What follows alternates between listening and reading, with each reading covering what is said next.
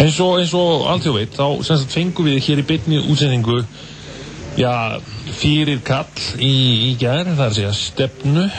Já. Og út af þessu máli þarna sem átti sér stað þann 18. desember síðastliðinn. Já. Og ég ætla bara að lesa ákæruna.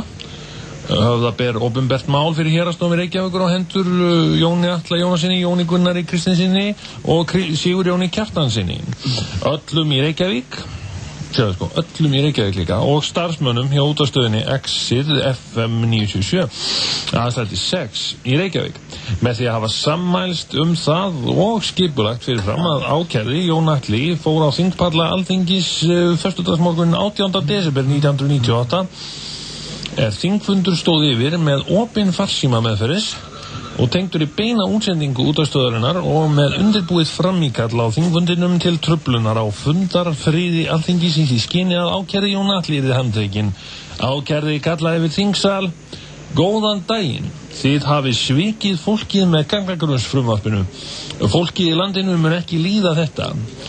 En var þá hindraður af þingverði í frekara framíkalli og færður á brott til handtöku. Og svo framvegis bla bla bla, eitthvað grein laga, eitthvað 120 grein almennar hegningarlaga númer 19 og svo framvegis, og þessi krafist að ákærðu verið dæmdir til refsingar. Bla bla bla. Og við eigum sérst að mæta þriðjudaginn 7. apríl næstkomandi klukkan 10, það er að segja þriðjudaginn eftir páska. Já. Og þarna verður að sjálfsögðu blásið í herlúðra og við munum ekki láta okkar eftir liggja og mæta á svæðið, og það er svo skemmtileg tilvíðun að við erum einmitt í beinni útsendingu þegar að dómurinn verður kveðinn upp, vænti ég.